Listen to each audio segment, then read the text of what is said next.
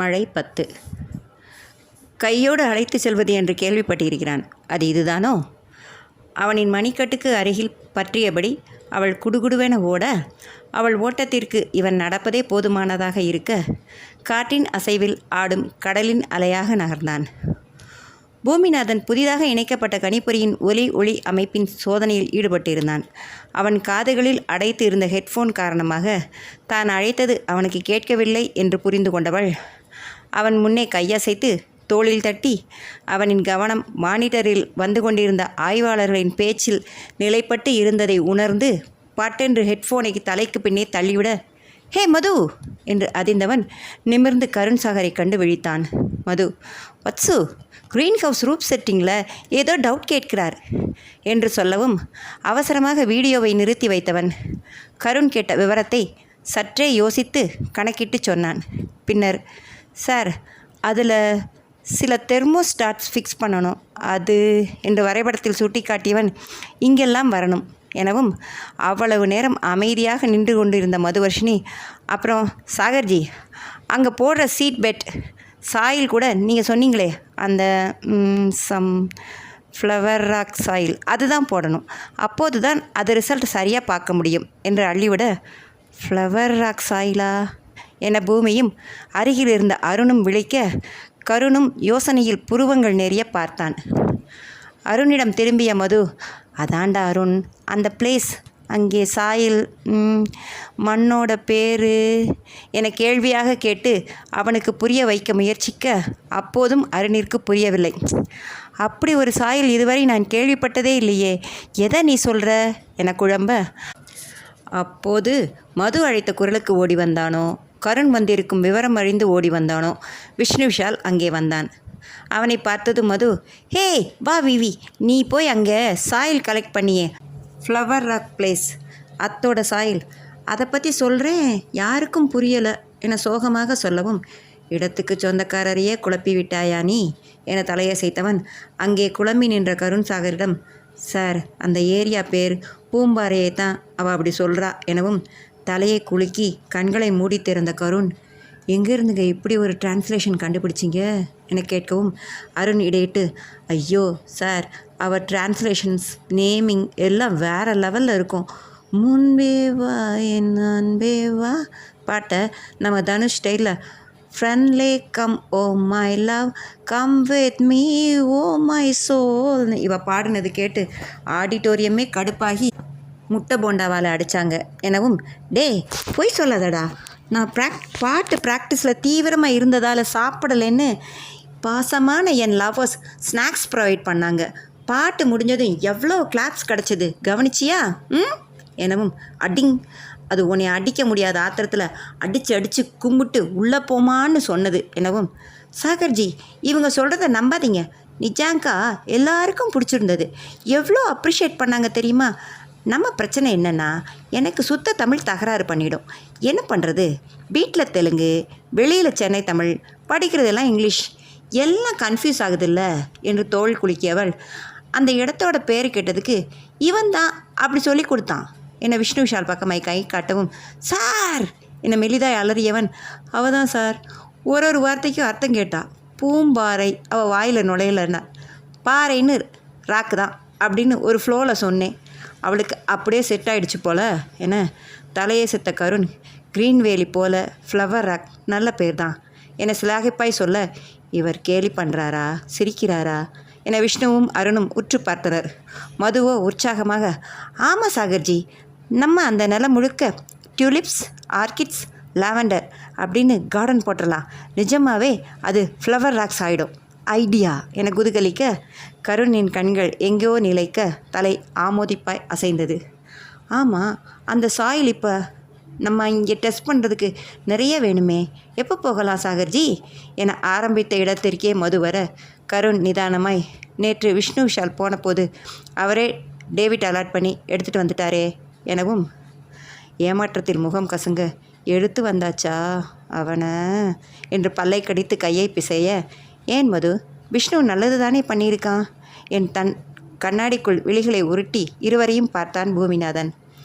"என்ன வத்சு, ஏதாவது சொல்லி நம்ம ஃபீல்ட் விசிட்டுக்கு போகலான்னு பார்த்தா எல்லா பக்கமும் கேட் போட்டு வைக்கிறான் என தனிந்த குரலில் சொல்லியவள் விவியை முறைப்புடன் பார்க்க லேசாக ஜர்க்கான விஷ்ணு, ஏம்மா ஒரு வேலையை ஒழுங்காக செஞ்சு முடித்தது ஒரு குத்தமா என்பது போல பார்த்து, நம்ம பிரச்சனையை அப்புறம் பார்த்துக்கலாம், குறுகுறுன்னு முறைக்கிறத நிப்பாட்ட அம்மணி என்பது போல் கண்களாக கெஞ்சியவன் கருண் பக்கமாய் திரும்பி, சார் கேசி சார் கான்ஃபரன்ஸ் முடிய இன்னும் 30 நிமிஷம் ஆகும். நாம் நேற்று போட்ட கல்ச்சர் டெஸ்ட் எல்லாம் நல்ல ரிசல்ட்ஸ் நீங்கள் பார்க்குறீங்களா எனவும், இட்ஸ் ஓகே, அங்கே ஆட்கள் வெயிட் பண்ணுறாங்க, நான் போகணும் என்று விட்டு பூமியிடம், சார்ட்ட இந்த விஷயம் கன்வே பண்ணிவிடுங்க, அண்டு கான்ஃபரன்ஸ் முடிஞ்சதும் இன்ஜினியர்கிட்ட பேச சொல்லிடுங்க என்று விவரங்கள் அனைத்தும் கொடுத்துவிட்டு கிளம்பினான். அவனோடு இணைந்து நடந்தவள், கேஎஸ் சார் நாளைக்கு ரேஞ்சஸ் பார்க்க வரலாமா? எனக்கு அந்த ஹாசஸ் அது கூடவும் ஃப்ரெண்ட்ஸ் ஆகணும் எனவும் சிறு யோசனையுடன், நாளைக்கு காலையில் வேணாம் மஷ்னி மேடம் என்றவனே, சார் ப்ளீஸ் அந்த மேடத்தை கட் பண்ணுங்க, ஒன்லி மது.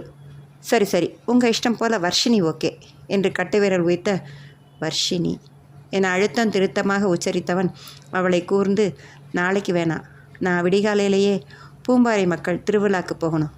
வாவ் சூப்பர், நம்ம ஃப்ளவர் ராக் ஃபீல்டு தானே எனவும் அவளின் ஆர்வம் புரிந்து சங்கடமாய் பார்த்தவன், அங்கே மலைவாழ் மக்கள் அவங்களோட கிராமத் திருவிழா, அதுக்கு தாத்தா சார்பில் போவோம், நம் ஃபீல்டுக்கு இல்லை வர்ஷினி. அங்கேருந்து சில கிலோமீட்டர் தொலைவில் இருக்கும் பளிங்கு மக்கள் கிராமத்திற்கு போகிறேன் என, அப்போது நாங்களும் திருவிழாவுக்கு வரலாம் தானே எனவும் அமைதியாக இருந்த அவனின் முகம் பார்த்த விஷ்ணு மதுவை கைப்பற்றி நிறுத்த முற்படுவது போல நறுக்கென்று கிள்ள முற்பட, எங்கே அவள் போட்டிருந்த உள்ள நாடையை மீறி அது அவளுக்கு உணர்வாகவில்லை போலும். கையை அழுந்த பற்றி அவளின் கவனம் தன்புறம் திருப்பியவன், இட்ஸ் ஓகே சார், மது அவள் ஏதோ ஒரு ஆர்வத்தில் கேட்கிறா, அடுத்த வீக் நம்ம கண்டிப்பாக போகிறோம்ல சார் என்று விட்டு, ஆமான்னு சொல்லிடுங்க சார், இல்லாட்டி இவட்ட இருந்து நீங்களும் நானும் தப்ப முடியாது என கெஞ்சலுடன் பார்க்க ஆழ்ந்த பார்வையுடன் எதிர்மறையாய் தலையசைத்தவன், மழை இல்லாமல் இருந்தால் போகலாம் விஷ்ணு, அந்த காடு பற்றி உங்களுக்கு தெரியாது என்றவனின் தொனி எதுவும் வார்த்தை கொடுத்து பின்னால் மாற்றும் உத்தேசம் எனக்கு கிடையாது என்பது போல உறுதியாய் சொல்லிவிட, அப்போது ஒலித்த தன் அலைபேசியை எடுத்தவன் விடைபெறும் விதமாய் லேசாய் தலையசைத்துவிட்டு வேகமாய் கிளம்பினான். நங்கென்று முழங்காயால் இடுப்பில் இடிவாங்கிய விசு ஓச் என மெலிதாய் குரல் கொடுத்து திரும்ப புசு புசு என்று மூச்சு விட்டபடி, ஏண்டா அவரே காலையில் கூட்டிகிட்டு போகிற மைண்ட் செட் வந்துட்டார், நீ ஏண்டா தடுத்த, என்னைய வேற முறைச்சி பார்த்து பேச விடாமல் பண்ணிட்ட என கடுப்பாய் பார்த்தவன், லூசாடி நீ, காலேஜில் தான் பிரின்சிபல் ப்ரொஃபஸர்ஸ் லெக்சரர்ஸ் ஃப்ரெண்ட்ஸுன்ட்டு எல்லாரையும் ஒரே போல் டீல் பண்ணுவேன், வந்த இடத்துல அவர் நம்மளோட ஸ்பான்சர், அவர்கிட்டையும் ஏதோ விருந்துக்கு கூட்டிகிட்டு வந்திருக்க, ஒன்று விட்ட சித்தப்பா போல் பேசிகிட்டு இருக்க எனவும் பட்டென்று அடித்தவள், சித்தப்பா காதுரா மாமா ஆண்டி பாவா செப்பு என, ஆமாம் ரொம்ப முக்கியம் என்று முறைத்தவன், எதே குதிரை ஓட்ட போறியா, நாய் கூட பழக போறியா, இரு என்றவன் தன் அலைபேசி எடுத்து அவளின் அன்னைக்கு அழைக்க அவனின் அழைப்பு ஏற்கப்படவில்லை. 2 முறை முயற்சித்து களைத்தவன், என்ன எடுக்க மாட்டாங்க, ஆண்டி நேற்று உன் ஃபோனில் பேசும்போது கூட லஞ்ச் பிரேக் அப்போ பேச சொன்னாங்களே என கேட்டவாறு மீண்டும் முயற்சிக்க என அவளின் ட்ரேட்மார்க் குட்டிச்சாத்தான் சிரிப்பு சிரித்தவள், நீ எவ்வளோ தடவை ட்ரை பண்ணாலும் அவங்க எடுக்க மாட்டாங்கடா என் வென்று விஷாலு என்று சிரிப்புடன் சொல்ல, ஏண்டி என்றவன் அவளின் வில்லத்தனமான சிரிப்பை உற்று நோக்கியபடி, என்ன திருகுதாளம் பண்ணி வச்சிருக்க, திருகு தாளம் ஆதி தாளம் ரூபா தாளம் என கைத்தட்டி கலாய்த்தவள் ஒரு விரலை மடக்கி மடக்கி நீட்டியபடி, நான் தான் அவங்க ஃபோனில் உன் நம்பரை சஸ்பெக்டட் ஸ்பெர்ம் அப்படின்னு சேவ் பண்ணி வச்சுட்டு வந்திருக்கேனே, வே என்றவாறு விரலை நீட்டி மடக்கி அழகு காட்டினாள். அதிர்வடைந்த விஷ்ணு, அடி கேடி அறிவில்லை உனக்கு, ஆன்ட்டி எடுக்கலைன்னா என்ன, அங்கிளுக்கு போடுறேன் என்று எடுக்க போனவன், வேஸ்ட், அபியும் நானும் பிரகாஷ் ராஜ் போல் அவர் உன்னைய ஆன்ட்டிக்கிட்ட போட்டு கொடுக்க ஹெல்ப் பண்ண மாட்டாரே எனவும், இப்போ தாண்டா நீ வாழ்க்கையிலே அறிவாக யோசிக்கிற, ஆனால் நான் எதுக்கும் இருக்கட்டும்னு அவர் ஃபோன்லேயும் உன் நம்பரை ரோபர்ட் காலர்னு சேவ் பண்ணி வச்சுட்டு வந்தேன். ஸோ நீ என்ன பண்ணுற, என்னை தொலைச்சி கட்டுற ஐடியாஸ் எல்லாம் ட்ராப் பண்ணிவிட்டு போய் தீபிகா கூட மிங்கிளாகி சிங்கிள் ஸ்டேட்ஸை தொலைக்க ஆகிற வழியை பாரு என்றவன் பூமி இருக்கும் இடம் நோக்கி நகர, மது என்ற ரோஹித்தின் அலறல் கேட்டது. முதல் தளத்திலிருந்து வேக வேகமாக இறங்கி வந்தவன் முகம் சுளித்தபடியே, என் ஹேண்ட் சானிடைசர் பாட்டிலில் என்ன தடி கலந்த என கடுப்புடன் கேட்க, அவனுடன் சேர்ந்து வந்த அழுகிய முட்டை நாற்றத்திற்கு வேகமாக கைக்குட்டை எடுத்து மூக்கு வாயை அருகில் இருந்த அனைவரும் மூடிக்கொள்ள, மதுவோ அலட்டாமல் அவன் பேசும் மொழியே விளங்காதது போல பார்த்தவள், ரேட்டில் ரெஃப்டல் ரோஹித், நீ எக்ஸ்பயர் ஆன பாட்டிலை எடுத்து வந்து யூஸ் பண்ணிவிட்டு என்ன சொல்கிறியா? నేను నువ్వు చంపేస్తానుడు ஓடிரு ஓ என்று ராகம் இழுத்தவள் அந்த இடத்தை விட்டு செல்ல, என்ன ஹைட்ரஜன் சல்ஃபைடு கேஸ் வருது என்று முகத்தை சுடித்தவாறு வந்த ஹசீனா மூக்கை பொத்தி கேட்க, விஷ்ணு விஷால் ரோஹித்திடம், அதான் நார்துன்னு தெரியுதுல்ல, ஏன்டா கார்ப்பரேஷன் கொசு மருந்து அடிக்கிறவனாட்டம் எல்லா ஏரியாவிலையும் அத்தை பரப்புற என்றவாறு அவசரமாக அருகில் இருந்த குப்பை போடும் கருப்பு நெகிழி பையில் பாட்டிலை போட்டு இறுக கட்டி, போய் சட்டுன்னு கையை கழுவிடா எனவும் மதுவர்ஷினியை முறைத்தவாறு வாஷ் பேஷன் நோக்கி நகர்ந்தான் ரோஹித். எங்கிருந்தோ ரூம் ஃப்ரெஷ்னர் எடுத்து வந்த ஹசீனா அவ்விடத்தில் அடிக்க, மீனாவும் தீபிகாவும் ஜன்னல்களை திறந்து விட்டனர். மது, டீ ஹசி, அவன் கை கழுவ நாம் ஸ்மைலி கல்ச்சர் பிளேட்ஸ் க்ளீன் பண்ண பர்ஃப்யூம் பேஸ்ட் லிக்விட் ரெடி பண்ணோமே, அதை அந்த ரோஹித் பையனுக்கு கொடு பாவம் என தேவதை போல முகம் சாந்தமாக சொல்லவும், அவளை சந்தேகமாக பார்த்த விஷ்ணு, ரொம்ப நடிக்கிறியே, அதான் டவுட் வருது, நீ நல்லவளா கெட்டவளா என தாழ்ந்த குரலில் கேட்க, நேனு நிச்சயமாக கெட்டவ என்று மாறி ஸ்டைலில் ஒற்றை விரல் கொண்டு இல்லாத மீசையை தூக்கிவிட்டு திரும்பி சிரிப்பை அடக்கி கொண்டாள். ரோஹித் வாஷ்ரூம் போய் தேய் என்று தேய்த்து கழுவ கண்ணால் காட்டியவள் அவன் சானிடைசர் வைக்கும் பாட்டில் காலி பண்ணி டாய்லெட் க்ளீன் பண்ணுற 5 ml 2 drop ammonia mixed pesticide மேட்ரு ஓவர் என கைகளை தூசி தட்டுவது போல தட்டியவளை வாய் பொத்தி கண்கள் உருட்டி பார்த்தவன், ஏம்மா உனக்கு இம்புட்டு காண்டு அவன் மேலே என அவனின் முகம் முன்பு ஒரு விரலால் வளையம் வளையமாய் சுற்றி காட்டியவள், அவன் நேற்றுலேருந்து என்னை கலாச்சிக்கிட்டே இருந்தான், நான் மொத்தமாக ஒரே ஒரு குட்டி ரிவெஞ்ச் திரும்ப பண்ணியிருக்கேன், ஃப்யூச்சரில் என்ன நடக்குமோ யாருக்கு தெரியும் என மேலே கை காட்ட, நீ பூமி கூட போய் வேலையை பாருமா, அப்புறம் கருண் சார் அடுத்த வாரம் நம்மளை கண்டிப்பாக கூட்டிகிட்டு போயிடுவார், இல்லாட்டி நான் உன்னை தோளில் வச்சுக்கிட்டுனாலும் கூட்டிகிட்டு போயிடுறேன், என்னை எதுவும் வச்சு செய்கிறேன்னு இறங்கிடாத, ஐ ஆம் யுவர் பெஸ்ட் ஃப்ரெண்டு என அது என்பது போல கெத்தாக பார்த்தவள், நீ என்ன பண்ணுற, நம்ம தலட்ட பெர்மிஷன் வாங்கிட்டு எங்கள் எல்லாரையும் க்ரீன் ஹவுஸ் கட்டுற இடத்துக்கு ஈவினிங் கூட்டிகிட்டு போகிற ஓகே என்று சொல்லிவிட்டு அவன் தலையாட்டுவதை கூட கண்டுகொள்ளாமல் தனது வேலையை பார்க்க கிளம்பினாள். அன்றைய வேலைகள் சுமூகமாய் முடிய கான்ஃபரன்ஸில் பலத்த பாராட்டுக்களை பெற்று வந்திருந்த கிருஷ்ணச்சந்திரிடம் அனுமதி வாங்கிய மது தலைமையிலான பெண்கள் குழு விஷ்ணுவின் பாதுகாப்பில் க்ரீன் ஹவுஸ் வேலை நடக்கும் இடத்திற்கு செல்ல விரும்ப அவரும் மாலையில் செல்லலாம் என்று அனுமதி வழங்கினார். அந்த இடம் லேபிலிருந்து 5 நிமிட நடை தூரத்தில் இருந்தது. ரிசர்ச் சென்டர் ஒரு மேட்டில் இருக்க ஒரு சிறிய தோட்டம் வழியாக சென்று அடர்ந்த செடிகள் இடையில் இருந்த படிக்கட்டிகள் இறங்கியதும் கண்முன் பெரிய புல்வெளி விரிந்து விளையாட்டு மைதானம் போல தோற்றமளித்த அவ்விடத்தில் பச்சை வீட்டிற்கான வேலைகள் நடைபெற்று கொண்டிருந்தன. மிக ஆர்வமாய் வேடிக்கை பார்த்து கொண்டிருந்த மதுவர்ஷினி, ஹாய் ஃப்ரெண்ட்ஸ் என்னும் சத்தத்தில் திரும்பி பார்த்தாள். மாலை மயங்க தொடங்கி இருக்க மரப்படிக்கட்டிகளில் டக் டக் என ஷூக்கள் தாளம் எழும்ப இறங்கி வந்தான் உதயசாகரன். ஹலோ சார் என முன்னே சென்ற விஷ்ணுவின் கைப்பற்றி குலுக்கியவன், ஹலோ விஷ்ணு என்றவன், மது, தீபிகா ஆண்டு என்று சொல்லிவிட்டு ஹசீனாவின் பெயர் நினைவு வராமல் லேசாக நெற்றியை கீற அவள் புன்முறுவலுடன், ஹசீனா சார் என்றாள். ஓ எஸ் மேம் ஹசீனா என்றவன் வேலை நடப்பதை ஒரு பார்வையால் அளந்து, குட் என்றான். வாய்தான் சந்தோஷித்தது, கண்களோ கணக்கீடுகளில் இருந்தன. விஷ்ணுவிடம் திரும்பியவன், ஏன் விஷ்ணு, ஏற்கனவே ஒரு க்ரீன் ஹவுஸ் இருக்கே, அது யூஸ் ஆகாதா என, இல்லை சார், இது அட்வான்ஸ் ஃபீச்சர்ஸ் வச்சு பண்ணுறது, பழைய மாடலில் அவற்றை இணைக்கிறது கஷ்டம். ஓ, எனக்கு இதில் அனுபவம் இல்லை, என்னோடய ஃபோக்கஸ் முழுக்க பிஸ்னஸ் தான், மேனேஜ்மெண்ட் அட்மினிஸ்ட்ரேஷன் அப்படி திரும்பிடுச்சு என்றவனிடம் மது, என்ன தான் பிஸ்னஸ் அது இதுன்னாலும் உதய் சார், அக்ரிகல்ச்சர் தானே எல்லாத்துக்கும் பேஸ், பூவாக்கு அதுதானே முக்கியம் என, நீங்கள் சொல்கிறது சரிதான் மிஸ் மது, உழுதுண்டு வாழ்வாரே வாழ்வார், மற்றெல்லாம் தொழுதுண்டு பின் செல்வர் எனவும், என்ன துண்டு சார் என திருதிருவென விழியுடன் மது கேட்க சட்டென்று சிரித்தான் உதயசாகர். விஷ்ணுவும் முறுவலுடன், அவள் சாதாரண தமிழுக்கே அர்த்தம் கேட்பா, நீங்கள் சங்கத்தமிழுக்கு போயிட்டீங்களே உதய் சார் என்றவன் அவளின் மொழிபெயர்ப்புக்கு காத்திருக்க பாவமான மொழியுடன், எதுவும் தப்பாக கேட்டேனே சார் என மது சொல்லவும் சிறு முறுவலுடன் உதய், சாரி, அது தமிழ் போயம் மது, திருக்குறள், நீங்கள் படிச்சிருப்பீங்கன்னு நினச்சி சொல்லிட்டேன் என. ஆ, திருவள்ளுவர் என்னது கேள்விப்பட்டிருக்கேன் சார், ஆனால் இப்போ நான் படித்ததில்லை என. ஓ, அதில் அவர் அக்ரி பற்றி அப்படி சொல்லியிருக்கார். நீங்கள் சொன்னது தான், என்ன தொழில், அதாவது பிஸ்னஸ் பண்ணாலும் அவங்க உழவு, அதாவது அக்ரிகல்ச்சர் பண்ணுறவங்க கிட்ட தான் சாப்பாட்டுக்கு போய் நிற்கணும்னு என.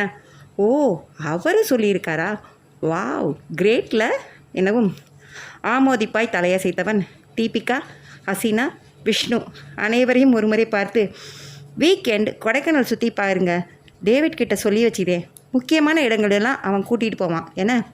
விஷ்ணு, தேங்க்ஸ் சார், ஆனால் இப்போ தானே வாக்ஸ் ஆரம்பிச்சிருக்கோம், இது மற்ற வேலைகள் போல் கிடையாது. ப்ராக்ரஸ் ரெஃபர் பண்ண தினமும் கவனித்து பண்ணணும். அரை நாள் வேலைக்கு அப்புறம்னா இங்கே தான் சட்டுன்னு இருட்டி போயிடுதுங்களே, அதான் கொஞ்சம் செட்டில் டவுன் ஆனதும் சுற்றி பார்க்குறோங்க சார் என சொல்லதும், டெடிகேட்டட் ஸ்காலர்ஸ் என சிலைகித்தவன் புன்முறுவல் பூக்க மது, சார், நான் முன்னமே சொன்னது போல் நீங்கள் அழகாக சிரிக்கிறீங்க, ஸோ ஸ்வீட், சுகர் ஜீனு உங்களை கூப்பிடலாம்னு இருக்கேன் எனவும் விஷ்ணு பதறிப்போய் பார்த்தான். மீண்டும் அழகாய் சிரித்த உதயசாகரன், ஓ, சுகர் டேடின்னு பொண்ணுங்க கேலி பண்ணுவாங்கன்னு கேள்விப்பட்டிருக்கேன், அதுபோல் என்ன சுகர் பாய் ஆக்கிட்டீங்களா மது? எனக்கு சுகர் எல்லாம் இல்லை, I am just 29, green tea மட்டும் எப்போதாவது குடிக்கும் டீ டோட்டலர் எனவும். மதுவோ சீரியஸாக, சிங்கிளாக கமிட்டடா சார் எனவும். விஷ்ணுவிற்கு விழிகள் தெருத்திவிடும் போல டென்ஷன் ஆனது. தீபிகாவும் ஹசீனாவும் சிரிப்புடன் நின்றாலும் ஹசீனாவின் விழிகளை சந்தித்தவள், ஹசி, ஏன் கண்ணில் கத்தி விடுறா என்று சற்றே யோசித்தாலும் புதிதாய் அறிமுகமான ஆடவனிடம் இப்படி கேட்பது தவறாய் எண்ணப்படும் சாத்தியக்கூறுகள் அதிகம் என்பதை உணராதவளாய் விளையாட்டு தோணியில் கேட்டு வைத்தாள். அவனோ பொறுப்பாய், சிங்கிள் தான் மது என்று சொல்லி புன்னகைத்த நேரத்தில் சிலீரென்று காற்று வீச புகை போல பனி சூழத் தொடங்கியது. பளீரென்ற ஒரு மின்வெட்டு வானில் தோன்றியதும் பனியானது சிறு மணிச்சாரலாய் மழையையும் கொணர்ந்ததோ. கண்களுக்கு உணரப்பட்ட மலைச்சாரல் உடலில் படவே இல்லை. மலை பிரதேசங்களில் இவ்விதமாக விடும் சாரலை மணிச்சாரல் என்று அழைப்பார்கள். பனிக்கும் மழைக்கும் இடைப்பட்ட நீரின் வடிவம். குழுமையில் அவ்விடத்தை ஆழ்த்த கவியத் தொடங்கிய இருளை நீக்க ஒளிர்ந்தன அங்கே நிறுவப்பட்டிருந்த மின்கம்பங்களில் விளக்குகள். யாரோ படியிறங்கும் ஒலி கேட்க வேகமாய் திரும்பி பார்த்த மதுவின் கண்களில் பட்டான் கருண்சாகரன். இறுகிய முகத்துடன் முக்கியமாய் அவளின் புறமாய் நினைத்த விழிகள் ஏதோ குற்றம் சாட்டுபவையாய் மின்னி குளிர் பரப்ப விஷ்ணுவின் புறமாய் நெருங்கி நின்று கொண்டாள் மதுவர்ஷினி. மழை 11. மிக நிதானமாக இறங்கி வந்த கருண்சாகரனின் பார்வை தமைனை கூறு போட வேலைகளை மேற்பார்வையிட்டு கொண்டிருந்தவர் விரைந்து அவனின் அருகில் சென்றார். அவன் ஏதோ சொல்லவும் அவரும் ஆமோதித்துவிட்டு பணியாளர்கள் புறம் சென்றவர், போதும்பா, சாரல் ஜாஸ்தியாகிறதுக்கு முன்னே சாமானுங்களை பத்திரப்படுத்துங்க, முதலாளி நாளை பொழுதோடு வந்து வேலை பார்க்க சொல்கிறார் எனவும். சரிதான் என்றவர் அனைவரும் கையில் இருந்த வேலையை முடிப்பதற்கான ஆயத்தங்களில் இறங்க உபகரணங்களை எடுத்துக்கொண்டு நகர்ந்தவர்கள் வந்து சாகரன் இருவருக்கும் வணக்கம் வைத்தபடி அங்கிருந்து சென்றனர். அவர்களிடம் தலையசைத்தவாறே விஷ்ணுவின் அருகில் வந்த கருண், இன்னும் கொஞ்ச நேரத்தில் பெரிய மழை வந்துடும், நீங்கள் டேவிட் கூட கிளம்புங்க என்றவன். தீபிகா, ஹசீனா மழை மேகங்களில் வேகமான நகர்வை கண்டுவிட்டு அவசரமாக மேலே ஏற நகர்வதை பார்த்து மண்படிகள் மேலே மரப்பலகை அடிச்சிருக்கு, ஆனாலும் சாரல் பட்டதனால வழுக்கும், பார்த்து ஏறுங்க என்று விட்டு மதுவினை பார்க்க அவளோ கன்னங்களில் கைகளை வைத்தவாறு மரங்களுடன் கலந்துறவாடி கொண்டிருந்த மேகங்களை ஆர்வமுடன் பார்த்து கொண்டிருந்தாள். தன்புறமாக வந்த டேவிட்டை பார்க்க, தம்பி நீங்களும் கிளம்புங்க என்று சொல்லிக்கொண்டு இருக்கும்போதே கருணின் பார்வை கிரீன் ஹவுஸ் கம்பங்களுக்கு இடையே நடந்து செல்லும் உதயின் மேல் பாய்ந்தது. அது கண்டு, சரிதான், இன்றைக்கி பெரியவர் ஒரு முடிவோடு தான் இருக்கார் போல என்று முணங்கியவாறு கிளம்ப, ஹாய் டேவிட் அண்ணா என்று அவர் அருகில் மது வந்தாள். என்னண்ணா, உங்கள் சின்னவர் ரொம்ப டென்ஷனாக இருக்காரோ என தாழ்ந்த குரலில் விசாரிக்க, டேவிட் என்ன சொல்வதென புரியாமல் திருதிருவென விழித்ததும் அருகில் இருந்த விஷ்ணு, மது ஷ், கம்முனு வா, நாம் கிளம்பலாம், அவங்க அண்ணன் தம்பி ஏதோ பேசிக்கிட்டோம் என. பேசிக்கிட்டுமா, அப்படியெல்லாம் விட முடியாது விஷு. நம்ம சுகர் பாய் இன்னைக்கு சாகர்ஜி வறுக்க போகிற ஷாலோ ஃப்ரையில் கேரமல் கேண்டி ஆக்காமல் கடவுள் காப்பாராகன்னு தான் நம்ம நிச்சயமாக நின்று வேண்டிக்கிடணும். இல்லைன்னா என சிலுவை குறியிட அவளின் பாவனை டயலாக் கேட்ட டேவிட்டிற்கு சிரிப்பு வர சின்ன முதலாளியின் பார்வை இந்த புறமாய் இருப்பது போல தோன்றவும் அடக்கி கொண்டார். அப்போது தீபிகா தரையை ஊன்றி கவனித்தபடி நடந்து வந்தவள் சற்றே தடுமாறி விஷ்ணுவின் கைகளை பற்ற தாங்கி பிடித்தவன் தீபிகா நிதானித்ததும் அவளின் இரு கரங்களையும் பற்றி மதுவின் தோள்களில் வைத்து, மது, அவள் போட்டிருக்க ஹீல்ஸ் சொதன்னு இருக்கிற மண்ணுக்குள்ளே புதையுது, நீ முன்னாடி கவனமாக நட, உன்னை பிடிச்சிக்கிட்டே அவள் நடந்துடுவா எனவும் முறைத்தவள், ஏமிரா 2 பேரும் கோவிந்தா கோவிந்தான்னு படியில் உருள்றதுக்கு பிளான் பண்ணுறியா என்ன என சந்தேகமாக கேட்க ஒரு விரலை தன் வாயில் வைத்து தனிந்த குரலில், ஷ், வாய் பேசாத, அவள் செருப்பை கலட்டிட்டு நடக்க மாட்டா, அதான் நானும் டேவிட் அண்ணாவும் கூட வர்றோம்ல, பார்த்துக்குறோம், மழை வருது, வேகமாக மூவ் பண்ணுங்க, குயிக் என சத்தமாக சொன்னவாறு மதுவின் கரம் பற்றி இழுத்து நடக்குமாறு சைகை செய்தான். தீபிகா விஷ்ணுவின் கைகள் பற்றி நடக்க ஆசையுடன் வந்ததையும் அவன் மடைமாற்றி விடுவது போல தன்னுடன் கோர்த்து விட்டதையும் தீபிகாவின் முகம் சோர்ந்ததையும் கண்ட மதுவின் முகம் குழப்பத்தில் ஆழ்ந்தது. விஷ்ணுவின் கண்களையே ஊன்றி பார்த்தவள், தோங்கனா கொடுக்கா, நீ என்னவோ சரியில்லை, முன்பு அவள் என்ன பண்ணாலும் அமுக்கமாக இருந்து ரசிப்ப, இப்போ பார்க்க கூட மாட்ற, 3 மாதத்தில் என்னவோ நடந்திருக்கு என்று முணுமுணுத்தவள் தோளில் இருந்த தீபிகாவின் கரங்களை அழுந்த பற்றியவாறு நடக்கத் தொடங்கினாள். அவர்களை பார்த்தவாறு இருந்த கருண் விஷ்ணு திரும்பி பார்த்து தலையசைத்து விடைபெற ஆமோதிப்பாய் தானும் தலையசைத்தவன் ஏதோ குறைவது போல் தோன்றிய உணர்வில் அவர்களையே பார்த்தவாறு இருந்தான். தன் வசம் ஒப்படைக்கப்பட்ட பெரிய பொறுப்பை சுமப்பவள் போல் தீபிகாவை நடத்தி சென்று கொண்டிருந்த மதுவர்ஷினி ஏதோ நினைவு வந்தாற்போல் அவன் புறம் திரும்பினாள். கண்களால் தேடி அவனிடம் தந்த சிறு முறுவலில் மனமும் முகமும் இயல்புக்கு வர கண்களை மூடி திறந்தவன் ஏதோ உத்வேகம் பெற்றாற்போல தன் பார்வையை தமையனின் மீது செலுத்தினான்.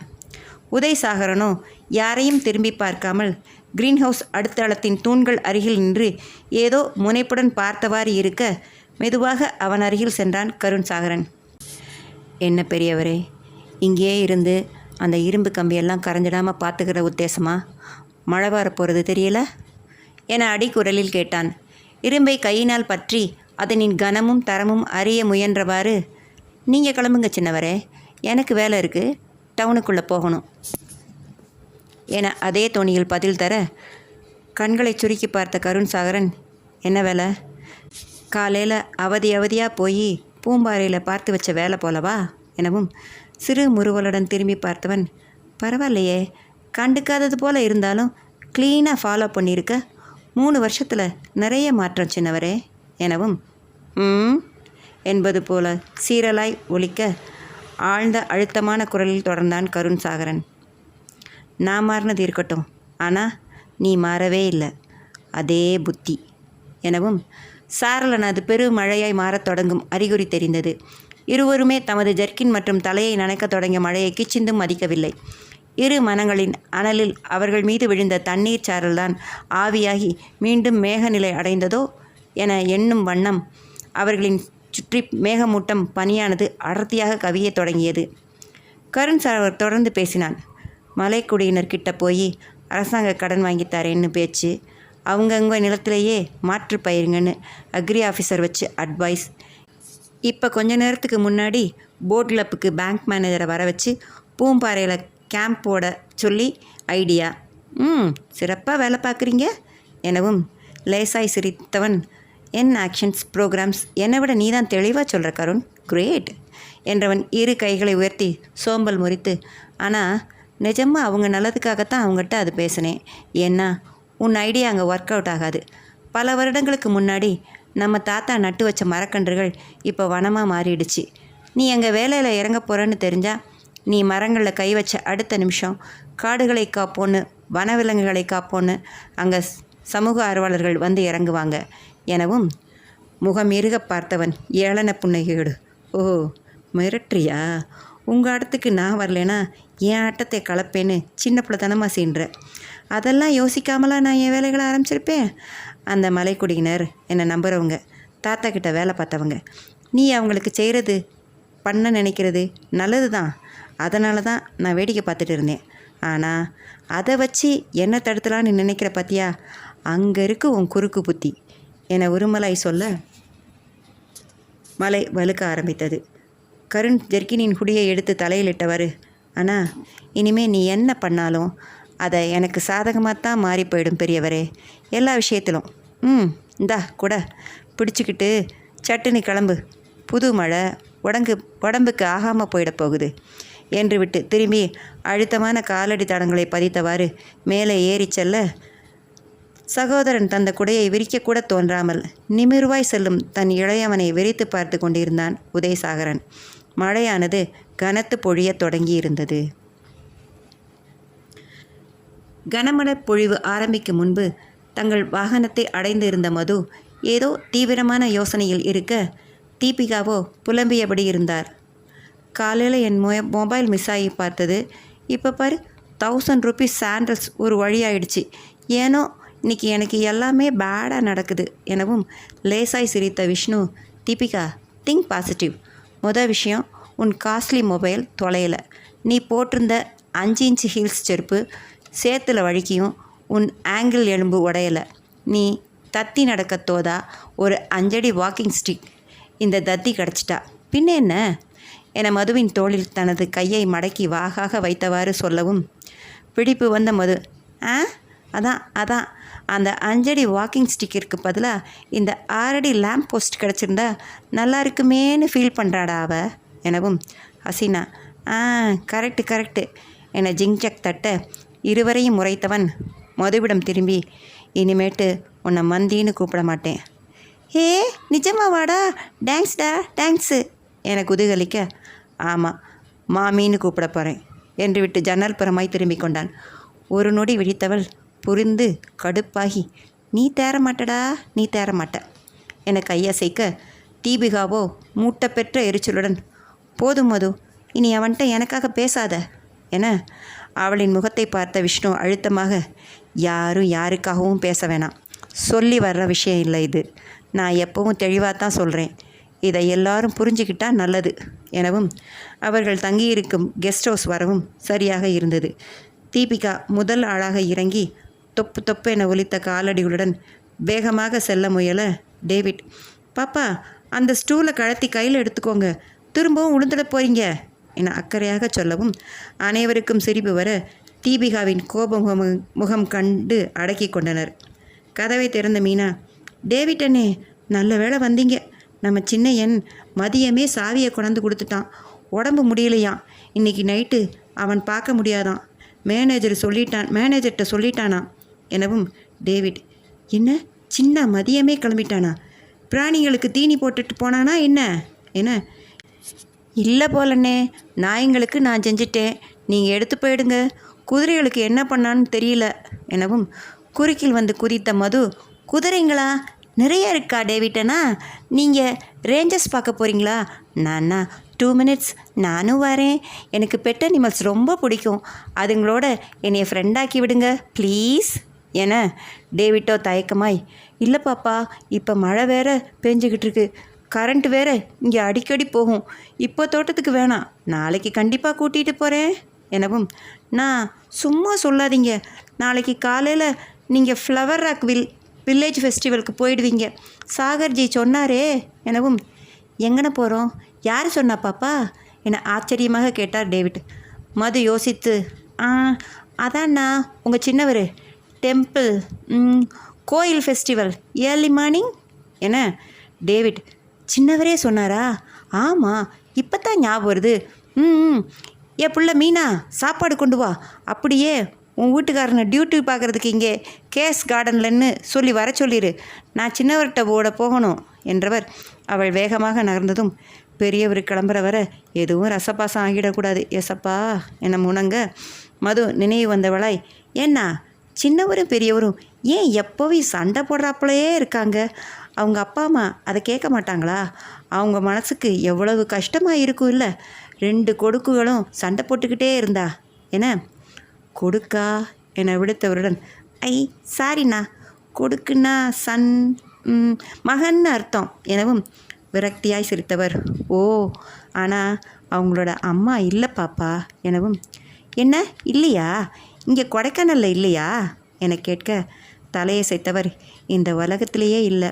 சின்னவர் பிறந்து ஒரு வார குழந்தையாக இருக்கும்போது அவங்க, அதான் ராணி மதுரவாணி அம்மா உடம்பு சரியில்லாமல் ஆகி இறந்துட்டாங்க. அச்சச்சோ, அப்படியாண்ணா? அப்போது சாகர்ஜி அம்மாவை பார்த்ததே இல்லையா என மது அதிர்ச்சியாகி கேட்க, அங்கே ராஜையா வீட்டில் ஃபோட்டோவில் வேணால் பார்த்துருப்பாரா இருக்கும் பாப்பா. ராஜாயான்னா அவர் அப்பாவா? அவங்க வீடு எங்கே இருக்குன்னா? ராஜாயாவும் பெரியாயாவும் சென்னையில் தான். அங்கே தான் அவங்க தொழிலுங்க பங்களாக்கள் இருக்குது. ஓ, சாகர்ஜியோட அப்பா உதய்ஜி இங்கே இருக்க மாட்டாங்களா? இல்லைங்க பாப்பா, ராஜையா படிக்கும்போதே சென்னைக்கு போயிட்டார். ராணி மதுராம்மா கூட இருந்து தான் அங்கே தான். சின்னவரை அவங்க தாத்தா பெரிய ராஜராஜ கோபால தொண்டைமான் 3 வயசில் இங்கே தூக்கிட்டு வந்துட்டார். அதிர்ச்சியாகிய மது, ஆனாலும் ஏன்னா அம்மா தான் இல்லை, அப்பா கிட்ட இருந்தும் பிரித்து ஏன் கூட்டிகிட்டு வந்துட்டாங்க என கவலையாய் கேட்க, ஏதோ சொல்ல வந்தவர் நிறுத்தி, அது எங்கள் பெரிய ராஜா, அவருக்கு இந்த பேரை மேலே தனி பிரியம் எனவும் சமாதானப்பட்டவளாய், பிரியா இருக்கட்டும், ஆனாலும் என்று சொன்ன நேரம் மீனா 2 தூக்குவாளிகளை கொண்டு வந்து வைத்து, இந்தாங்கண்ணே, அதுங்க சாப்பிட்ற பக்குவம் கரெக்டாக பண்ணி வச்சிருக்கேன் என்று தன்னைத்தானே சிலாகித்து கொண்டவள் மதுவை பார்த்து, பாப்பா நீங்கள் என்ன இன்னும் ட்ரெஸ்ஸு மாற்றாமல் ஈரத்திலே இருக்கீங்க? போய் மாற்றிட்டு வாங்க. உளுந்த வடை ஆமை வடை பண்ணியிருக்கேன், டீ கூட சேர்த்து சாப்பிட்லாம், பெரசா வாங்க. உளுந்த வடையா? எங்கே விழுந்த வடை மீனாக்கா என்று குழம்பியவள், அப்புறம் என்னது சொன்னீங்க? ஆமை வடையா? ஆமை? You mean turtle? டாட்டாய்ஸ் என பதற, மீனாக்காவோ அவளை விட குடம்பி, எது டாட்டாய்ஸா? அது கொசுவத்தி சுருள் பேரில் பாப்பா எனவும், இவர்களின் உரையாடல் கேட்டு சிரித்தவாறே தட்டு டீ கோப்பையுடன் வந்த விஷ்ணு, மட மந்தி, உளுந்தம்பருப்பு தெரியாது உனக்கு என, அது தெரியும், விழுந்த வடன்னு தானே மீனாக்கா சொன்னாங்க எனவும் விஷ்ணு தன் தட்டை காட்டினான். எட்டி பார்த்த மது, இது நம்ம ஓட்ட வடைடா என, ஆமாம் இது ஓட்ட வடை, இதோ இதுதான் ஆமை வடை எனவும் அவள் முகம் போன போக்கை கண்டு, ஆமையான்னு திரும்பி ஆரம்பிக்காத மணி, நம்ம பருப்பு வடைன்னு சொல்கிறது இங்கே ஆமை வடை போதுமா? உனக்கு டிரான்ஸ்லேட் பண்ணியே எனக்கு தமிழ் மறந்து போயிடும் போல். போமணி, போய் ட்ரெஸ்ஸை மாற்றிட்டு ரெஃப்ரெஷ் ஆகிட்டு வா, வாய்க்கு பேசுகிறதுல இருந்து ரெஸ்ட்டு கொடு, அரைக்கிறத கரெக்டாக பண்ணு என அவனின் தட்டில் இருந்த ஒரு வடையை லாவகமாக உருவியவள், வேலைக்கு விவரமாக கொட்டிக்கொள்ளும் பீவி, எனக்கு இது போதும், நான் டேவிட் அண்ணா கூட ரேஞ்சர்ஸ் பார்க்க போகிறேன், அப்புறம் ஹாஸ் கூட எனவும் அவன் கோபமாகி, என்ன என்றவாறு முறைக்க கண்டுகொள்ளாமல், வீவி, சாகர்ஜியோட ஹாஸ் எப்படி இருந்துச்சு தெரியுமா? என்னை விட உயரண்டா, அது மேலே ஏறினா அதுதான் கெத்து என பெருமையாய் சொல்ல, நக்கலாய் சிரித்தவன், நீ ஒரு குள்ளத்தாரா, உன்னைய போய் அது கூட கம்பேர் பண்ணுற, உனக்கு பூனை நாய் தான் கரெக்டு, ஹாஸ் மேலே எல்லாம் ஆசைப்படாத என ஒரே வாயில் வடையை உள்ளே தள்ளியவள் மென்றவாறு, டேய், நீ சொன்னதுக்காகவாவது நான் கொடைக்கானல் விட்டு கிளம்புறதுக்கு முன்னே குர்ற மேலே கெத்தாக ஏறி காட்டுறேன் என்று விட்டு கையில் இருந்த எண்ணெயை நைஸாக அவனின் சட்டையில் துடைத்தாள். அவனோ வடையில் கவனமாக, அதுக்கு ஏம்மா சவாலெல்லாம் விடுற, லேக்குக்கிட்ட போய் 100 ரூபா கொடுத்தா சலாம் போட்டு ஏற்றி விடுவாங்க என சாதாரணமாக சொல்ல, கோத்தி, அதுங்க குர்றமா குட்டியா தொத்தலா போனிஸ் போல் இருந்துச்சுடா. சாகர்ஜி ஹாஸ் ஏதோ சூப்பர் ப்ரீட், அரேபியன் ஹாஸ் சொல்லுவாங்களே அது போல் சும்மா நச்சுன்னு கெத்தாக இருந்துச்சு என, அப்போ அது பக்கத்தில் போனால் நிச்சயமாக உன்னை எட்டி ஒரு உத விட்டுரும். கொடைக்கானல் விட்டு வெளியே போகும்போது சொந்த பல்லோடு போகணும்னு ஆசை இருந்தால் அதுக்கிட்ட போகாத. ஃப்ரெண்ட்லி அட்வைஸ் ஃப்ரீயாக கொடுக்குறேன், கேட்டுக்கோ என்றவன் மீதி வடைகளை அவளிடமிருந்து காப்பாற்ற தட்டை நகர்த்தி உள்ளே தள்ளும் வேளையில் இறங்க, அப்போது கிருஷ்ணச்சந்தர், ரோஹித், அருண் அனைவரும் உள்ளே வந்தனர்.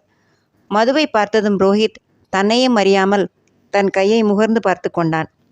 மது மந்தி, என்னை பழி வாங்கிட்டேல்ல, உன்னையும் ஒரு வழி பண்ணுறேன் இன்னைக்கு ராத்திரிக்குள்ள என்று முறைத்தவாறே தனது அறைக்குள் புகுந்து கொண்டான்.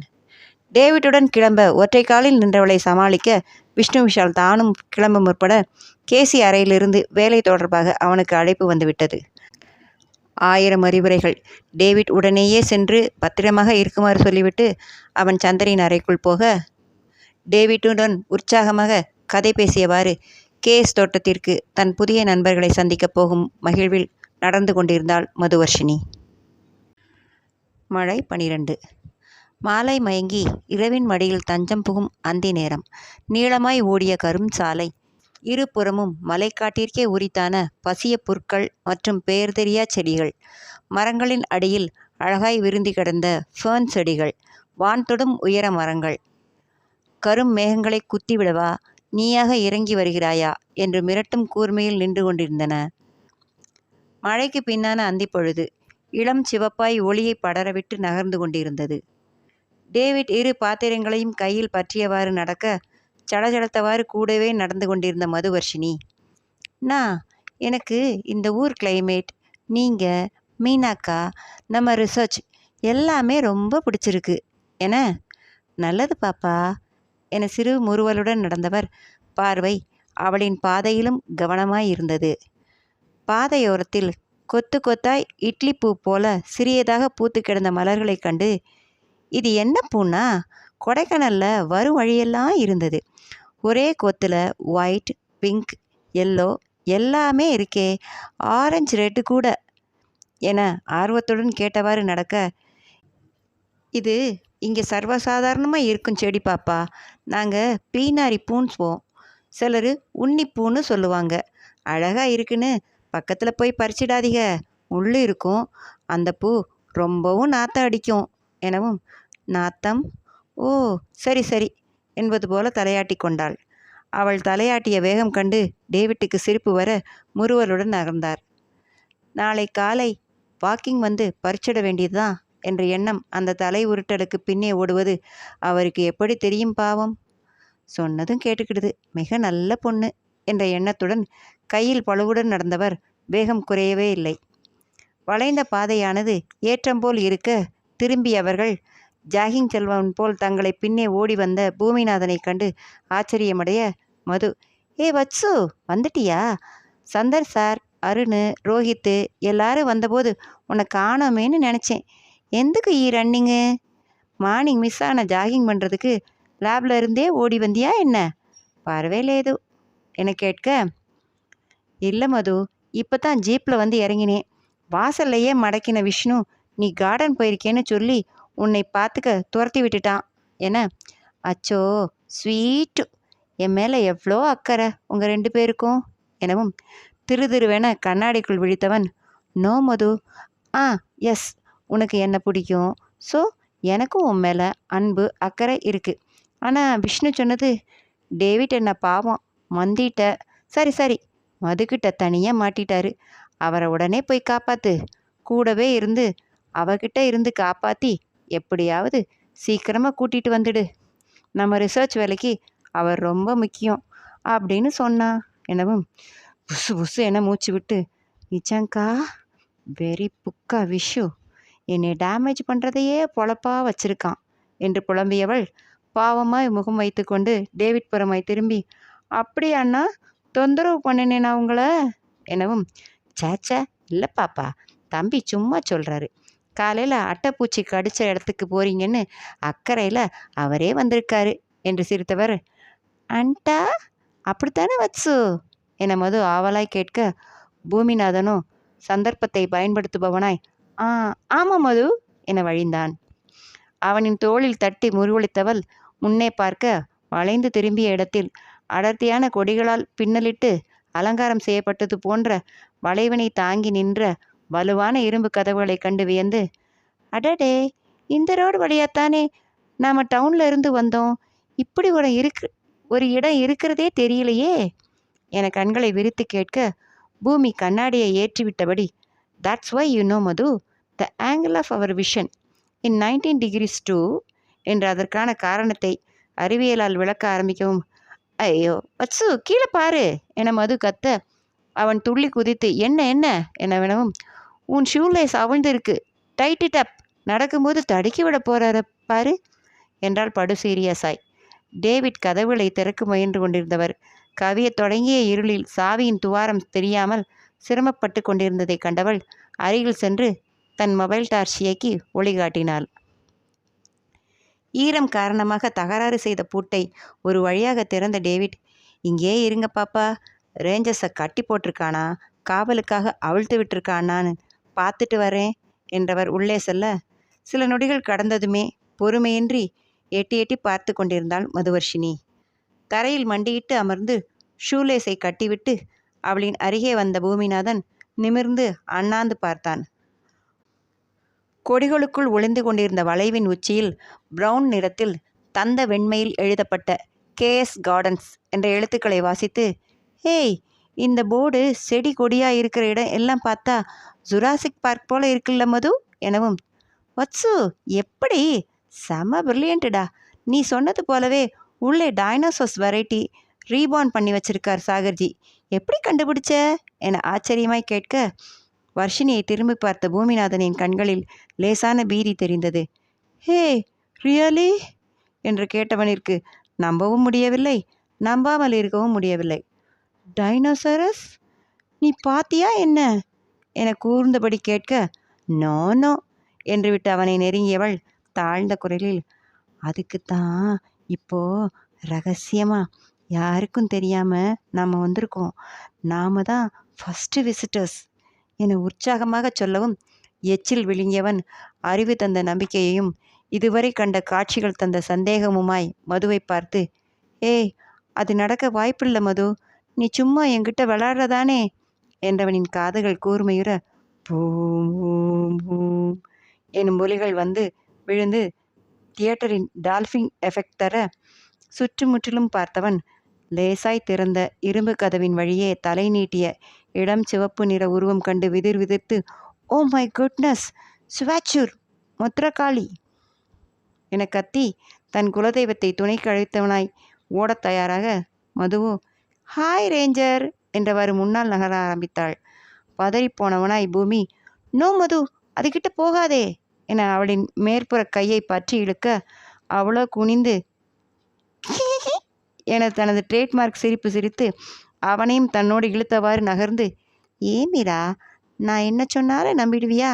நல்லா பாரு, அது குக்கா, நாய் தான், தமிழ்நாடு பிரீடு, ராஜ்ராஜபால் என திக்க ராஜபாளையம் எனும் குரல் கணீரென்று பின்னால் இருந்து ஒலித்தது. அகமும் முகமும் மலர திரும்பியவள், "சாகர்ஜி, நீங்களா?" என கண்களும் உதடும் மலர சிரிக்க, அவனோ அரையிருளில் நின்று கொண்டிருந்த இருவரையும் கூர்ந்து நோக்கியவன் திறந்து கிடந்த வாசலை பார்த்தான். ரேஞ்சரோ அவனை கண்டதும் குதூகலித்து வரவேற்பாய் குலைத்து மீதி உடலையும் வெளிக்காட்டி வாளை வேக வேகமாக ஆட்ட, திரும்பி உற்று பார்த்த பூமி, "அப்பாடி, நாய்தான், டைனோசர் குட்டி இல்லை" என்று ஆசுவாசமாய் அடைந்தவனாய் பெருமூச்சு விட்டு, "மது, ஒரு நிமிஷத்தில் பயமுறுத்திட்டியே, சோ நாட்டி, இனிமே இப்படி விளையாடாதேன்ன, அதான் சார் வந்தாச்சே, டேவிட் பார்த்துப்பாரு, நாம் திரும்பி போகலாமா? அடுத்த மழை வரும்போல இருக்கு" என்று இருட்டிய வானம் பார்த்தவாறு கூற, அவனின் கையை விட்டவள், "நோ வத்சு, నేను முன் வச்ச காலை பின்னு வைக்க மாட்டேன், குரம் நிறைய இருக்கான், பார்த்து ஃப்ரெண்ட் ஆகிட்டு தான் வருவேன், நீ வேணா போ" என்றவாறு கதவு அருகே போக முனைய, "ஓகே ஓகே, இருமா, கருண் சார் கூட போகலாம், அந்த ராஜபாளைய டாக் பார்த்தாலே பயமாக இருக்குது." "ஏன் சார், அதுக்கு ரேபிஸ் வேக்சினேஷன் எல்லாம் போட்டிருக்கீங்க தானே?" என பொறுப்பாய் விசாரித்தான். ஆமாம் என்பது போல தலையசைத்தவன் மதுவிடம், "வர்ஷினி, காலையிலே எச்சரிக்கை பண்ணினேனே, இது எல்லாம் வேட்டைக்காக ட்ரைனிங் கொடுத்து வச்சிருக்கு, நீங்கள் விளையாட்டுத்தனமாக பக்கத்தில் போகாதீங்கன்னு. உங்களை இங்கே விட்டு அவன் என்ன பண்ணுறான்? டேவிட்" என சத்தமிட்டு, "வெளியே லைட் சைன் போடாமல் இருக்கு, போட்டு விடு" என, "வேட்டை வேட்டை" என யோசித்தவள், "அப்போ நேற்று அந்த ஜாக்குவார் நீங்கள் ஹண்ட் செய்தது தானா?"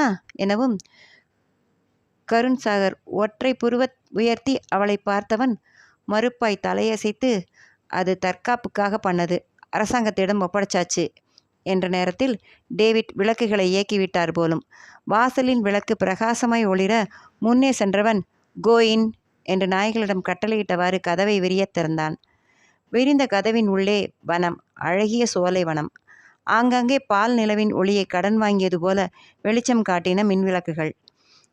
பசும் பொருட்களால் நெய்யப்பட்ட ஆடை கட்டிய விரிந்த மைதானம், நடுவே பசுங்கொடிகளாலே கட்டப்பெற்ற வீடோ என்று ஐயுறும் வண்ணம் படர்ந்து பற்றி கொண்டிருக்கும் கொடிகளால் சூழப்பட்ட குடில்.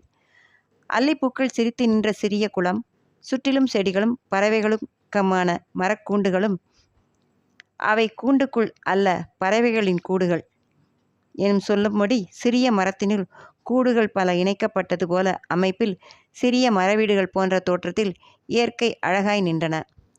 டேவிட் தடுப்புகளால் பிரிக்கப்பட்டு இருந்த பகுதியில் நின்று ஏதேதோ பெயரிட்டு அழைத்ததும் அனைத்து நாய்களும் அவர் அருகில் செல்ல அங்கிருந்த தட்டுக்களில் நாய்களுக்கான உணவை எடுத்து வைத்தார். தன் இடையளவு நின்ற அந்த பிரம்மாண்ட நாய்களை பார்த்து வியர்த்து போன பூமிநாதன், நானே பாட்ஷா படத்து போஸ்டரில் தான் இவ்வளோ பெரிய நாயை பார்த்துருக்கேன் சார். இது என்ன இவ்வளோ பெருசாக இருக்குது? இதுவும் ஏதும் ஹைப்ரிட் ஆக்கே சார் என்றவனின் ஆராய்ச்சி பார்வை கண்ட கருண்சாகர் தனது பாக்கெட்டுக்குள் கையை நுழைத்து நிமிர்ந்து நின்றவன், ஸ்காலர்னு ப்ரூஃப் பண்ண நிறையா யோசிக்கிறீங்க பூமி. இந்த ப்ரீட் இப்படித்தான், ஜஸ்ட் கூகுள் பண்ணிங்கன்னா தெரிஞ்சிடும் என நிதானமாக சொல்ல, ரியலி சார், இங்கே நாங்கள் ஸ்காலரா நீங்கள் ஸ்காலரான்னு தெரியல. அவ்வளோ ஒர்க்ஸ். உங்கள் மகள் தோட்டமும் சரி, இங்கே இந்த காடு பார்க்கும்போதும் சரி, எனக்கு உண்மையாகவே ஆச்சரியமாக இருக்குது என்று பூமிநாதனிடம் அமைதியாய், that's a power of nature Boominathan, அதன் மூல சூத்திரம் புரிஞ்சுக்கிட்டா போதும், உங்களுக்கு தெரியாதது இல்லையே என்றவனிடம் மதுவர்ஷினி, நானும் உள்ள டேவிட் அண்ணா ரேஞ்சர்ஸ் கிட்ட போகிறேனே ப்ளீஸ் எனவும் உள்ளே நடத்தி கூட்டி சென்றவன், என் கூடவே உள்ள வாங்க, ஆனால் சாப்பாடு போடுறேன்னு பக்கத்தில் போயிடாதீங்க. சின்னான் டேவிட் நான் கொடுத்தா தான் சாப்பிடுவாங்க. வேறு யாரும் சாப்பாடு கொடுத்தா எதிரின்னு நினச்சி அட்டாக் பண்ணுவாங்க. அப்படித்தான் அவங்கள பழக்கப்படுத்தி இருக்கு என்று கவனப்படுத்தி விட்டு உள்ளே செல்ல, மிகுந்த ஆவலுடன் அவைகளை பார்த்தவாறு நடந்தவள் காற்று வீசவும் அசைவ உணவின் வாசனை வர மூக்கை சுழித்து வாயை பொத்தி கொண்டு அப்படியே நின்றாள். அச்சோ, என்ன இப்படி நாறுது? நீங்கள் சொன்னால் கூட நான் போடலை சாகர்ஜி. அக் என்றவாறு 2 அடிகள் பின்னே எடுத்து வைக்க, மழை பெய்து ஈரமாக இருந்த தரையினால் சமநிலை தடுமாறி சரியவும் அவளின் கைப்பற்ற முயன்றான் கருண்சாகர். அதற்குள் பூமிநாதன் அவளின் தோளை பற்றி சரியாமல் நிறுத்திவிடவும் தனது கைகளை தாழ்த்தி கொண்டவன் அவளை உற்று பார்த்தான். மதுவின் முகம் ஏதோ போல் ஆகியிருக்க, வத்சு வரியா? இந்த ஸ்மெல் என்னமோ பண்ணுது. நான் அந்த ஃப்ளவர்ஸ் இருக்கிற இடம் போகிறேன் எனவும் கருண்சாகர் அவசரமாய், இல்லை வேணாம் வர்ஷினி, இருட்ட ஆரம்பிச்சிருச்சு, செடிகள் கிட்ட போகாதீங்க என்றவனின் கண்கள் எதையோ தேடி ஒரு தொட்டியில் இருந்த செடியின் இலையை அடையாளம் கண்டதும் 2 இலைகளை பறித்து வந்தவன் அவள் கைகளில் கொடுத்தான். இது சென்ட் பிளான்ட், இதை கசக்கி முகர்ந்து பாருங்க என அவளும் அதேபோல் செய்யவும் இனிமையான மனம் வந்தது. எந்த வாசனை திரவியத்திலும் உணர்ந்திராத ஒரு வித்தியாசமான நறுமணம். ஆச்சரியமுடன் ஆழ்ந்து சுவாசித்தவள், இது என்னது சாகர்ஜி? வாவ், பிராண்டட் பெர்ஃப்யூம் ஸ்மெல், எல்லாம் பீட் பண்ணி ஓட விட்டுரும் போல, ரொம்ப நல்லா இருக்கு என்றவள் இலையை உற்று நோக்கி, பார்க்க பார்த்தீனியம் பிளான்ட் லீஃப் போல இருக்கு, அந்த ஃபேமிலியோ என. இது பேர் ஜிரோனியம், அவ்வளோதான் தெரியும் என்று சொன்னவன், டேவிட், நைட்டில் பெரிய மழை இருக்கலாம், அதனால் ரேஞ்சர்ஸை வெளியே விட வேணாம், சாப்பிட்டதும் கொஞ்ச நேரம் நடக்க விட்டு அடைச்சிடு என்று விட்டு கொடி வீட்டின் அருகில் சென்றான். அவனை கண்டதும் நகர்ந்து வந்து என ஒளி எழுப்பிய மஞ்சளும் கருப்பும் நிற அழகு கொண்ட கிளியின் கூண்டை நோக்கி செல்ல பின்னோடு வந்தாள் மதுவர்ஷினி.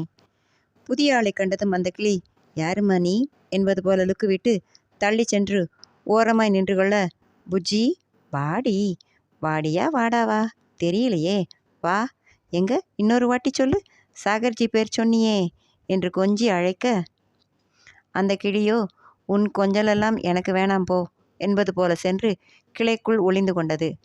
அவளின் முயற்சியை பார்த்து கொண்டே இருந்தவனுக்கு சிரிப்பு வர அடக்கியவனாய் திரும்பினான். அப்போது பூமிநாதனின் அலைபேசி ஒலித்தது. எடுத்து அவனோ பேசியவாறே நகர்ந்து ஓரமாய் செல்ல, நாய்கள் உணவை உண்டு முடிக்கவும் அவற்றுக்கான உலாவலுக்காக மரவீடுகளை நோக்கி டேவிட் நடத்தி செல்வது பார்த்தவாறு இருந்த கருணனிடம் நெருங்கிய மது, சாகர்ஜி, மழை வருங்குள்ள நம்ம ஹாஸ்கிட்ட போகலாமா என ஆவலாய் கேட்க, அவளையே ஊன்றி பார்த்தவன், கெட்டில் பின்னாடி இருக்கு, 2 மினிட்ஸ் ராஸ்பெரி காட்டுக்குள்ளே நடக்கணும் வர்ஷினி, இருட்ட ஆரம்பிச்சிருச்சே என. No problem, mobile towers use பண்ணிக்கலாம், ப்ளீஸ் வாங்க போகலாம் என்றவளின் விழிகளில் இருந்த குழந்தைத்தனத்தில் ஆர்வத்தில் கொடி வீட்டின் பக்கமாய் தெரிந்த பாதை நோக்கி அவன் கை காட்டியதும் அவள் அவசரமாய் நடக்க, சிறு முறுவல் கொண்டவன் நிமிர்ந்து பூமிநாதனை பார்க்க, அவனோ கொடி வீட்டின் அருகில் போடப்பட்டிருந்த பெஞ்சில் அமர்ந்து தன் பாக்கெட்டில் இருந்து எடுத்த சிறு கையேட்டை எடுத்து ஏதோ ஆராய்ச்சி சம்பந்தமான விவரங்கள் சொல்வது கண்டவன் திரும்பி பார்க்க, மதுவோ அவன் கண்கள் எட்டும் தொலைவை தாண்டி இருந்தாள். இருட்டும் அடர்த்தியான செடிகளும் அவளை பயமுறுத்தவில்லையே என்று வியந்தவனாய் டேவிட்டிடம் சைகை செய்தவன் தானும் அவளை பின்பற்றி விரைந்து நடக்க ஆரம்பித்தான். ஒற்றையடி பாதை போல் கருப்பு கொத்து கனிகளை தாங்கி நின்ற சிறு மரங்கள் ஊடாக சென்ற பாதையில் நடந்தவளின் ஆர்வம் குதிரைகளை காணப்போவதில் இருப்பதை கண்டவன் அவளின் நடையில் சிறு தடுமாற்றம் கண்டு, என்ன செய்து வர்ஷினி, ஈவினிங் எதுவும் சாப்பிட்டீங்களா? ஓட்ட வடை. ஆனால் சாகர்ஜி என்று தொடங்கியவள், ஒரு மாதிரி வாமிட்டிங் சென்சேஷனாக இருக்குது எனவும் யோசித்தவன் கைத்தடும் தூரத்தில் தொங்கிக் கொண்டிருந்த கருப்பு பழக்கொத்துகளை காட்டி, பிளாக் ராஸ்பெரி இருக்குது, சாப்பிட்றீங்களா? இந்த பழத்தோட புளிப்பு அந்த உணர்வை குறைக்கும் என, ஐயோ வேணாம், எனக்கு இன்னும் அரை மணி நேரத்திற்கு ஒன்றும் உள்ளே இறங்காது போல என்றவள் கையை மடக்கி கட்டியபடி நடக்க, செடிக்குள்ளே நடக்கிறது குளிருது போல, இல்லாட்டி ஏன் இவ்வளவு அடக்கம் ஒடுக்கும் என்று யோசித்தவனின் இதழ்கள் வழக்கமில்லாத வழக்கமாக மென்னகை வணிந்து கொண்டன.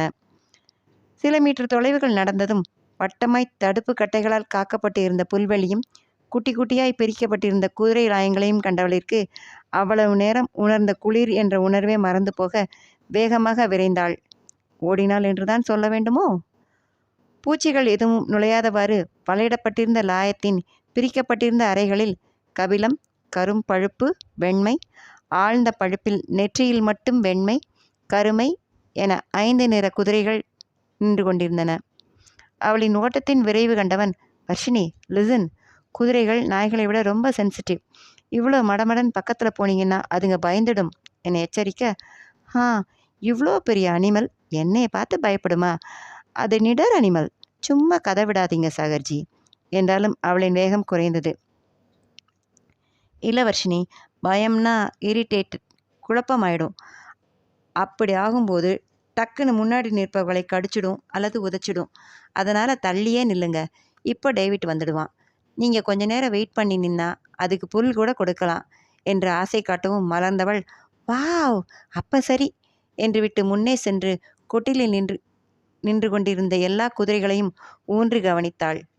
முழு வெள்ளையாக இருந்த குதிரை அருகே சென்று, நான் இது கூட ஃப்ரெண்டாகிறேன் முதல்ல எனவும் லேசாய் சிரித்தவன், அது எப்படிங்க கரெக்டாக பெண் குதிரைக்கிட்ட போய் நின்றுட்டீங்க எனவும் சந்தேகமாக அந்த குதிரையை பார்த்தவள் மேலும் கீழும் உற்று பார்க்க முனைய, இப்போ தானே சொன்னேன் நேராக முன்னாடி போகாதீங்கன்னு என்று விட்டு, இந்த பக்கமாக வாங்க என்று பக்கவாட்டில் நகர்த்தியவன் குதிரையின் கழுத்தை வருடி கழுத்தும் உடலும் இணையும் இடத்தை சுட்டி காட்டி, தடவி கொடுங்க, அதுக்கு பிடிக்கும், உங்களை ஃப்ரெண்டாக ஏற்றுக்கும் எனவும் ஆர்வத்துடன் அவன் சொன்னது போல செய்தாள். அந்த வெண்குதிரையோ மெதுவாக நகர்ந்து முன்னேறி அவளின் அருகில் வந்து முன்னங்கால்களை தாளமிடுவது போல் அசைக்க, மதுவர்ஷினி ஆச்சரியமடைந்து விழிகளும் இதழ்களும் மலர, ஹை என்னது இது, டான்ஸ் ஆடுது என அவனும் ஆச்சரியமாய் அக்குதிரையை உற்று பார்த்து, அதுக்கு உங்களை பிடிச்சிருக்கு போல வர்ஷினி எனவும் தேர்தலில் நிற்க சீட்டு கிடைத்த அரசியல்வாதி போல குதூகலம் அடைந்தாள். இது பேர் என்ன எனவும், ரெக்ஸோனா என்றான். சற்று தள்ளி குட்டியாய் நின்று கொண்டிருந்த குதிரையை பார்த்தவள், இது போனியா? இல்லை, 1.5 வயசுதான் ஆகுது. அது பேரு ஃபியூஸ் பெல்ஸ் எனவும், ஏய் அலெக்சாண்டரோட குதிரை பேரு என்று சொல்லியவள் சுற்றிலும் சற்றே தேடி காலையில் அவன் வந்த பிரவுன் நிற குதிரையை காட்டியவள், அப்போ இவன் பேரு அலெக்சாண்டர் சரிதானே என கேட்க கண்களில் மின்னல் அடித்தன கருண்சாகரனிற்கு. வர்ஷினி மேடம், மைக்ரோபயாலஜி தான் ஸ்காலர்னு பார்த்தா அலெக்சாண்டர் வரலாறுலாம் தெரிஞ்சு வச்சிருக்கீங்களே எனவும் கிண்டல் அடிக்கிறானா என்று திரும்பி பார்த்தவள் அவனின் முகத்தில் இருந்த சிலாகிப்பை கண்டு, அட போங்க சாகர், என் இல்லை இந்த ஹரி பையனை படிக்க வைக்கிற வேலை என்கிட்ட கொடுத்துடுவாங்க. நான் 10th படித்த போது கூட இவ்வளோ படித்ததில்ல தெரியுமா? அதுலேயும் அந்த சோஷியல் ஸ்டடீஸ் ஹிஸ்ட்ரி வந்தாலே இந்த ஹரி பிச்சோடடாங்கா ஏமாற்ற ஆரம்பிச்சிடுவான் என சிறு கடுப்புடன் சொல்ல, லேசாய் சிரித்தவன் கண்களை மூடி திறந்து, அதுக்கும் ஒரு கொடுப்பினை வேணும், அக்கறையாக பார்த்துக்கிற அம்மா, அக்கா, சொல் பேச்சு கேட்கிற தம்பி என அவளோ அவனை கவனிக்காமல் தன் போக்கில் ரெக்ஸோனாவை வருடியவாறு, ஆனால் சாகர்ஜி அவ ரொம்ப புத்திசாலி, செகண்ட் டைம் சொல்லும்போது அவனும் என் கூட சேர்ந்து சொல்லிடுவான், தானா படிக்கத்தான் சோம்பேறித்தனம் என. அவளின் கண்களில் தெரிந்த பாசமும் பெருமையும் கவனித்தவன் சிறு மூச்சு வெளியிட்டு வெகு நேரமாய் அவளையே தான் வெறித்து நோக்குவது உணர்ந்தவனாய் பார்வையை திருப்பிக் கொண்டான். அவளின் அசைவுகளில் ஷாலில் பொதிந்து வைக்கப்பட்டு இருந்து விடுபட்ட கூந்தல் இலைகள் பறந்து ரெக்ஸோனாவின் மூக்கில் பட்டுவிட என்று மூச்சு விட்ட குதிரை என்று பெரிதாய் கனைக்க காதுக்கு அருகில் கேட்ட பெரும் ஒலியில் அதிர்ந்தவள் ஆ என அலறும் முன் பற்றி இழுக்கப்பட்டு எங்கோ இருட்டு சிறைக்குள் அடைக்கப்பட்டு இருந்தாள். படபடவென அடித்த இதயம் கால்களை நடுங்க வைக்க துவளப்போனவள் இடுக்கப்பட்ட வேகத்தில் முன்னே எட்டெடுத்து வைக்க நாசியில் புதுமையான மனம். சில நொடிகள் என்னவென்று புரியாத நிலையில் நின்றவள் தடக் தடக் என காதுகள் உணர்ந்த ஒலியில் தட்டியெழுப்பு பெற்றவளாய் மெதுவாய் கண்மலர்ந்து நிமிர்ந்து பார்க்க குனிந்து அவளையே பார்த்து கொண்டிருந்தவன் கண்களில் அவ்வளவு கனிவு. ஈஸி வர்ஷி, ஒன்றுமில்ல, யூ ஆர் சேஃப் என்று சொன்ன அவனின் கண்களில் கனிவில் கரைந்தவளாய் என்றவள் மெதுவாய் பிரிந்து நகர அங்கே அதிர்வான முகத்துடன் பூமிநாதனும் கடுத்த முகத்துடன் உதயசாகரனும் நின்று கொண்டிருந்தனர்.